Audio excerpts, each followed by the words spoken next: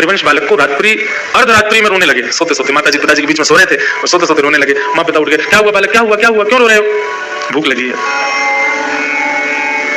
उनके पिताजी व्यास मिश्र तुरंत अपनी पत्नी से बोले, देवी लाओ कुछ खिलाओ। बोले, अरे कुछ खिलाओ, जानते नहीं हो आप ये बिना भूख लगाए कोई वस्तु पाता नहीं है। तो बोले रात्रि का कोई, बोले वो सब रात में पा चुके हैं सब लोग, अब कुछ ऐसा है नहीं, सब अमनिया है। अमनिया जिसका भोग ना लगा उसको अमनिया कहते हैं, सब अमनिया है। ठाकुर जी का भोग कुछ भी नहीं है अभी। लेकिन छोटा बालक रोए, उसके आगे कौन से वेद शास्त्र जिद चलती है? तो व्यास मिश्र जी बोले, सुनो अभी नींद में है, रो रहा है, इसको क्या पता, कुछ भी ले आओ धर दो सामने। तो माता जी गई, कुछ ला करके हरिवंश बालक के आगे रख दिया। तो हरिवंश जी ऐसे लेकर के देखने लगे। तो माता पिता बोले, क्या देख रहे हो? बोले, इसका भोग तो लगा नहीं है। तो व्यास मिश्र जी बोले, तुमको कैसे पता कि भोग लगा कि नहीं? बोले, जब भोग लगता है तो मैं देख लेता हूँ, ठाकुर जी की दतुइयां गड़ी होती हैं उसमें।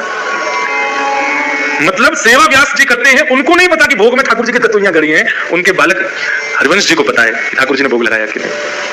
रोने लगे, रोते रोते। अब माता पिता चिंता में, रात में ठाकुर जी को थोड़ी उठाएंगे बालक के लिए, ठाकुर जी तो सो रहे हैं। लेकिन रुदन की आवाज हमारी किशोरी जी ने सुन ली। हमारी लाडली जी सेज सैया पर बेचैन हो गई। ठाकुर जी बोले, हाँ भाई सो खाई को नहीं रही हो? अरे आपको आवाज नहीं आ रही? हरिवंश बालक रो रहा है।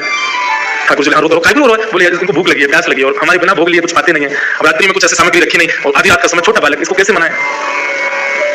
ठाकुर जी बोले, श्री जी को मैं कछु करूं? तो सेवा के ठाकुर जी प्रिया प्रियतम सचल हो गए, अंदर ही मंदिर के अंदर ही छोटे छोटे स्वरूप सचल हो गए। और ठाकुर जी बिस्तर से उतर के गए, कहीं से जल लेकर के आए, आसपास जल रहता है ठाकुर जी का जारी जी में, जल लेकर के आए और श्री जी से बोले, किशोरी जी अपने पांव लटकाओ नीचे। तो जैसे सिंहासन से किशोरी जी ऐसे बैठ के पांव लटका रही हैं, इतने छोटे छोटे ठाकुर जी। और ठाकुर जी झारी जी के जल से किशोरी जी के चरण धो रहे हैं। हरिवंश बालक को पीने के लिए जल मनिया कर रहे हैं, जल को भोग बना रहे हैं ठाकुर जी कि वो बाकी प्यास बुझे।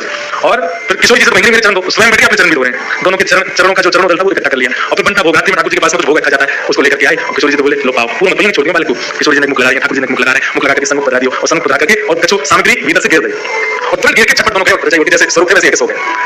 व्यास मिश्र जी को आवाज आई, बोले, ठाकुर जी की तरफ से आवाज आ रही है। गए जैसे धीमे से गए तो सामग्री जो गिर गई थी नीचे, कुछ खिलौने होंगे ठाकुर जी, उठा के ऐसे पर्दा हटा के ऊपर डालने लगे। तो वहीं क्या देखा, बिना ठाकुर जी के उठाए ठाकुर जी के चरणों का चंदन मिश्रित जल एक पात्र में खाए और ठाकुर जी के मुंह से टूटे हुए लड्डू, हाथ में साबुत लड्डू रखे थे, लड्डू फूटे हुए एक पात्र में रखे हैं।